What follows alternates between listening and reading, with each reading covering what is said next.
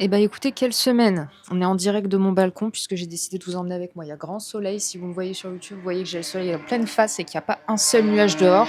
Donc vous allez entendre les bruits environnants comme celui-là, je pense que vous l'avez entendu.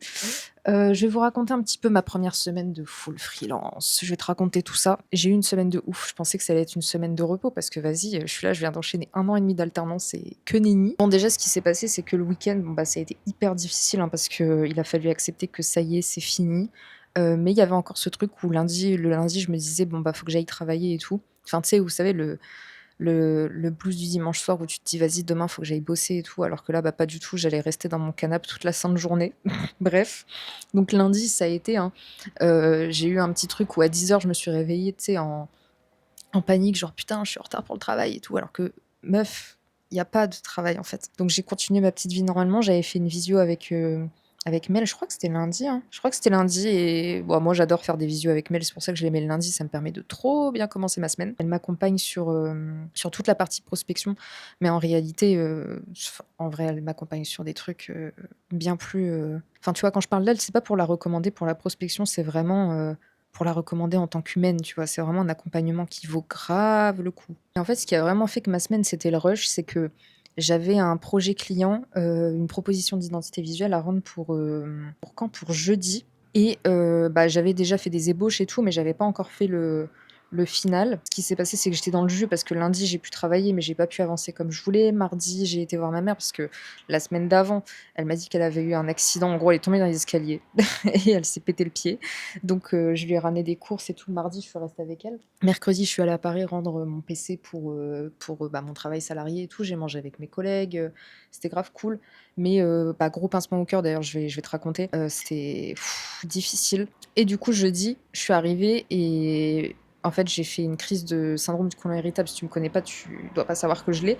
Mais du coup, je l'ai. J'avais mal au ventre et tout, je me sentais pas bien. Je me suis réveillée à 6h30 et tout. Donc, j'ai annulé la visio. Donc voilà, ça c'est les grandes lignes de la semaine et comme je t'ai dit, une semaine avec beaucoup d'apprentissage puisque, en fait, j'ai compris que dans le feu de l'action et tout, je gérais pas très bien mes castings clients, disons. Et c'est OK. Mais juste, ça m'a mis un coup, tu vois? C'est le truc où tu vis tes premiers échecs dans la vie d'entrepreneuriat, une semaine après avoir terminé ton salariat, après avoir tout lâché pour consacrer ta life à ton business. Donc tu pourrais te dire que c'est un événement isolé, mais en fait, ce qu'il y a eu, c'est qu'ensuite, c'est qu'il y a eu un mauvais fit client, encore une fois, et c'est un moment où je me suis sentie vraiment salariée de ma cliente, et ça, c'est hors de question, en fait. Là, je suis là, je pars du salariat, c'est sûrement pas pour être, tu vois, la salariée de mes clients. Et on est trop habitué à une dynamique, tu sais, hiérarchique, où on nous donne des ordres et on y répond. C'est hyper difficile de comprendre que dans ton activité, en fait, c'est toi qui décides, c'est toi qui poses tes bases. Pourtant, je m'étais dit dès le départ que l'avantage avec l'entrepreneuriat, c'est que bah, c'était moi qui choisissais mes clientes. Et je mets un point d'honneur à travailler avec des personnes avec qui ça match, avec qui je me sens bien. Là, ça a été clairement un mauvais fit. Donc il y a eu 2 mauvais feats dans la même journée, j'ai mis fin. Il y a eu une fin de collaboration, avec ces 2 clientes, donc une où je suis en très bons termes et une autre où, il y a pas de mauvais termes, juste, clairement même en tant qu'humain, on n'est pas fait pour matcher et c'est OK. Mais tu vois, c'est le truc où il me restait 3 clients en cours et j'en perds 2. À un moment où je viens de lâcher mon boulot salarié pour me consacrer à ça, ça fait bizarre. Je suis vraiment en train de te parler comme une séance de psy. Je suis là en train de prendre le soleil, j'ai les yeux fermés. Je suis en train de te parler. Et à la fin, me dites pas que ça fera 60 euros, je vous préviens. Mais tu vois, là où tu pourrais dire que c'était une semaine de merde, eh ben, pas du tout. Enfin, c'était une semaine épuisante, mais pas une semaine de merde en définitive. D'ailleurs, il y a Mel qui m'a beaucoup aidé hein, dans ce cheminement. Là, dans la même journée, j'avais perdu 2 clientes. Et voilà, avec Mel, on a un rythme de une visio tous les 15 jours. Et là, je lui ai envoyé un message en lui disant, écoute, là, je suis désolée, il faut bousculer un peu le process parce que je suis au bout de ma vie. Ça a tout remis en question. Je me suis dit: «Est-ce que je suis pas compétente? Est-ce que, je suis vraiment le problème?» et cetera. J'en ai beaucoup discuté avec elle. On a essayé de prendre au cas par cas chaque, situation qui se sont passées et essayer d'en tirer le positif. Et d'ailleurs, il y a beaucoup de positifs parce que tu vois, la coïncidence à travers tout ça et en ce moment, il se passe beaucoup de coïncidences comme ça où je me dis, bah, je sais pas, par exemple, «Oh, j'ai pas envie de faire ça. Oh, j'ai pas envie de faire ci» et en fait, ça s'annule. Ou alors, «Tiens, j'aimerais bien mettre en place ci, mettre en place ça» et les choses font que Enfin, l'univers me dit, m'envoie des signaux de bah ouais, c'est comme ça que tu dois faire. Et là, c'est exactement ce qui s'est passé parce que j'étais en train de mettre en place un accompagnement. En fait, je remarquais que dans ma clientèle, au-delà de l'identité visuelle, c'était vraiment un problème de comment on communique sur les réseaux. Parfois, je faisais des propositions qui collaient parfaitement avec les specs qu'on m'avait donnés, parce qu'en fait, je me base beaucoup sur les specs, hein, je réinvente jamais la roue. D'ailleurs, c'est pour ça que j'ai eu du mal au départ à me dire graphiste, parce qu'en réalité, je fais qu'embellir ce qui existe déjà. Enfin, part jamais de zéro. Il y a d'autres personnes qui sont beaucoup plus compétentes que moi sur ce sujet. Et donc, je faisais des identités visuelles, des propositions d'identité, en tout cas en fonction des specs qu'ils me donnent dans mes process, dans les questionnaires que j'ai pendant mon process. Il y avait toujours un moment où la personne me disait, je suis pas alignée, c'est pas moi et tout. Alors c'est exactement ce que tu m'as dit. Je sais pas comment t'expliquer. C'est comme si tu me disais, moi j'adore, je sais pas, le orange. Je le prends en compte et je te fais du orange et tu me dis, ouais, je suis pas alignée, c'est pas moi. Bah ouais, mais du coup, ça pose problème. Donc ce qui en ressort, c'est que le problème, au fond, c'est pas l'identité visuelle. Alors après, bien sûr, moi je suis de ceux qui te préconiseront toujours d'avoir un feed hyper carré. Enfin, quand je dis hyper carré, c'est lisible, c'est accessible à tout le monde. Donc c'est les premiers paramètres que je prends en compte quand je refais une identité visuelle. Mais il y avait aussi la manière de communiquer. J'étais face à des personnes qui n'osaient pas être elles-mêmes. Enfin bref, tout ça pour dire que j'avais pensé à un accompagnement, du coup, que je vais t'expliquer. C'était de mettre en place un accompagnement de 3 mois dans lequel on va d'abord regarder un peu ce qui se passe en termes de ton rapport aux réseaux sociaux. Est-ce que tu es toi-même quand tu parles sur les réseaux, ou est-ce que tu joues un rôle? Est-ce que tu écoutes comme tout le monde, plus ou moins les coachs business, etc., qui te disent il faut parler comme ci, il faut parler comme ça? La réalité, c'est que quand tu passes par là, quand tu regardes ces contenus-là, tu vois tout et son contraire. Il y a la personne A qui te dit de faire X, la personne B qui te dit de faire Y. La réalité, c'est que la clé dans tout ça, c'est d'être comme tu es. Parce que quand quelqu'un va prendre ton accompagnement, en fait, elle va le prendre pour ton expertise, mais aussi pour toi. Et en fait, c'est un package des deux. S'il n'y a pas ça, il n'y a pas de signature de devis. Cette semaine, ce qui m'a convaincue, tu vois, dans tous ces échecs que j'étais sur la bonne lignée, c'est qu'il y a une personne qui m'a dit sur les réseaux, tu te montres beaucoup, tu vois, tu montres beaucoup tes faiblesses, tu montres que tu es fatigué, que tu as besoin de vacances, etc. Et ça renvoie une mauvaise image de toi. Et là, en fait, c'était un moment où voilà, j'étais vulnérable et tout, et je me suis beaucoup remise en question. Mais la réalité, c'est que après une bonne nuit de réflexion, en fait, c'est quoi cette histoire, tu vois? Ça veut dire tu t'es sur les réseaux, tu peux pas montrer tes faiblesses, et c'est pour ça, tu vois, que quand il se passe des choses comme ça dans nos vies d'entrepreneuses, dans notre activité, on se dit qu'on est des merdes, parce que t'as l'impression que ça n'arrive qu'à toi, que si ça t'arrive, c'est parce que t'as mal travaillé, parce que t'es pas compétente, alors que pas du tout, ça arrive à tout le monde, c'est juste que les gens n'osent pas en parler, qu'ils sont fatigués, que c'est beaucoup de travail, beaucoup d'investissement, beaucoup de travail, vous savez, interne aussi, de pas en train de travailler, mais je suis quand même en train d'y penser. Je sais, j'ai pas le mot, mais je pense que t'as capté. Et en fait, si personne n'ose parler de ça, à quoi ça sert? Autant qu'on retourne tous au salariat, tu vois, on a un salaire fixe et un boss toxique. Enfin voilà quoi.